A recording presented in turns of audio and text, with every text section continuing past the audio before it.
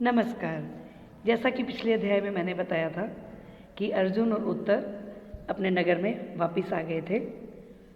इधर से राजा विराट भी उधर स्त्रीगत नरेश सुशर्मा पर विजय प्राप्त करके विराट नगर में लौट आए, तो नगरवासियों ने उनका बहुत बढ़िया अच्छे से भव्य स्वागत किया।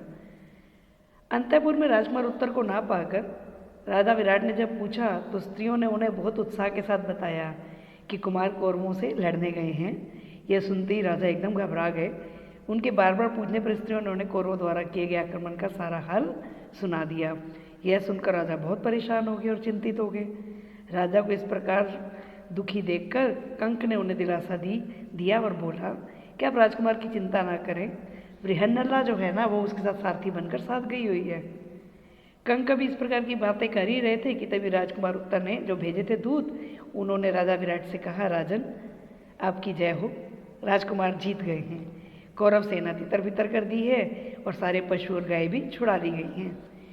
दूतों के मुख से यह बात सुनकर राजा विराट की आंखें खुशी और हैरानी से फटी रह गई। उन्हें विश्वास ही नहीं हो रहा था कि राजकुमार ने अकेले ही कौरवों को जीत लिया है। पुत्र की विजय की बात जानकर राजा विराट खुशी और अभिमान के मारे फूले नहीं समा रहे थे।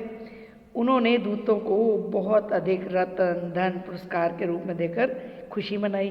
इसके बाद राजा ने अंतःपुर में जाकर बड़ी प्रसन्नता से सरंद्री से कहा, सरंद्री जो कि उनकी पत्नी की दासी थी, सरंद्री जरा चौपड़ के गोटे तो लाओ, कंक के साथ दो हाथ चौपड़ी खेल ली जाए। आज तो मैं खुशी के मारे पागल सा हो रहा हूँ। मेरी समझ में नहीं आ रहा है कि मैं अपनी खुशी कैसे बताऊँ सबको, कैसे व्यक्त करूँ। विराट और कंक दोनों चौपड़ खेलने लगे और साथ में बातें भी करने लगे। विराट ने कहा, देखा राजकुमार का शौर्य, प्रसिद्ध कौरव वीरों को मेरे पुत्र ने अकेले ही लड़कर जीत लिया। कंक ने कहा, निस्संदेह आपका पुत्र भाग्यशाली है, नहीं तो बृहन्नला उनकी सारथी बनती ही कैसे। यह सुनकर विराट फिर झुंझला उठे और बोले, आप फिर बृहन्नला की रट लगा के बैठे।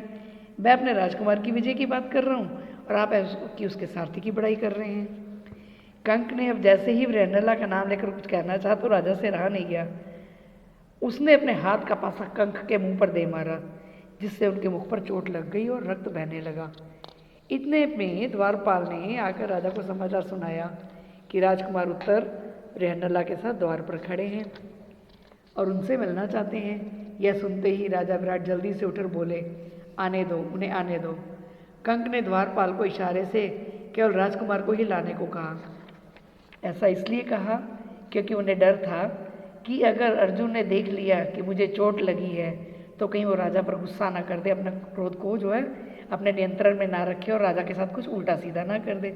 यही सोचकर उन्होंने द्वारपाल को यह आदेश दिया था। राजकुमार उत्तर ने प्रवेश करने से पहले अपने पिता को प्रणाम किया, चरण स्पर्श किए। फिर वे कंक को प्रणाम करना ही चाहता था कि उनके मुख से रक्त बहता देखकर वो हैरान रह गया। उसे अर्जुन से यह पता लग ही चुका था कि कंक वास्तव में युधिष्ठिर हैं। उसने अपने पिता से पूछा, पिताजी इनको यह पीड़ा किसने पहुंचाई। विराट ने कहा, पुत्र क्रोध में आकर मैंने ही चौपड़ के पासे जो है इनके ऊपर फेंक मारे थे। बताओ तुम उदास क्यों हो गए। पिता की बात सुनकर राजकुमार तो एक बार कांप सा गया। विराट को समझ नहीं आ रहा था कि बात क्या है। उत्तर ने आग्रह किया तो उन्होंने कंक के पांव पकड़कर उनसे क्षमा याचना की। इसके बाद उत्तर को गले से लगा लिया और कहा, बेटे बड़े ही वीर हो तुम, ये दुर्योधन कह रहा था। फिर जब पिताजी ने उसको गले से लगाया और बोला कि बेटा मैं बहुत ही भाग्यशाली पिता हूँ जो तुम जैसा शूरवीर मेरा पुत्र है, तो उत्तर ने कहा, पिताजी मैंने किसी भी सेना को हराया नहीं है, मैं तो लड़ा भी नहीं। राजा ने बड़ी हैरानी के साथ उससे पूछा, फिर वह वीर कौन था, कहाँ है वह, उसे मेरे पास बुला के लाओ। राजकुमार ने कहा, पिताजी मेरा विश्वास है कि आज न कल आपको पता चल ही जाएगा। थोड़ी देर तक तो पांडवों ने सोचा कि अब ज़्यादा विवाद करना और अपने को छिपाए रखना ठीक नहीं है, क्योंकि अब उनका 1 वर्ष का अज्ञातवास का समय भी समाप्त हो गया था। इसलिए अर्जुन ने पहले विराट को और फिर सारी सभा को अपनी वास्तविकता बता दी और अपने परिचय दे दिए। तो लोग तो आनंदित हो उठे और बहुत हैरान हो रहे थे, आश्चर्यचकित हो रहे थे। सभा में कोलाहल मच गया। राजा विराट का हृदय आनंद, कृतज्ञता और आश्चर्य से प्रफुल्लित हो उठा। विराट ने कुछ सोचने के बाद अर्जुन से राजकन्या उत्तरा के साथ विवाह करने का आग्रह किया।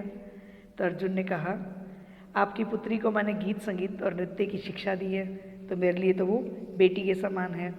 अतः यह उचित नहीं है कि मैं इसके साथ विवाह करूं।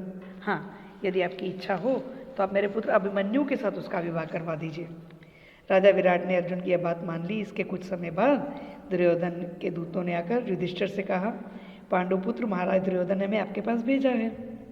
उनका कहना है कि जल्दबाजी के कारण अर्जुन प्रतिज्ञा पूरी होने से पहले ही पहचान लिए गए हैं, इसलिए वो शर्त हार गए और उनको अब दोबारा से वनवास काटना पड़ा। इस पर युधिष्ठिर हंस पड़े और बोले, तू तो शीघ्र ही वापस जाओ और दुर्योधन से कहो कि वह पितामह भीष्म और अन्य जानकारों से पूछकर इस बात का निश्चय करे कि अर्जुन जब सामने आया था तब प्रतिज्ञा की अवधि पूरी हो चुकी थी या नहीं।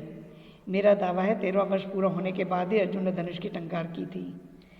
चलिए आज का अध्याय यहीं समाप्त करते हैं। धन्यवाद।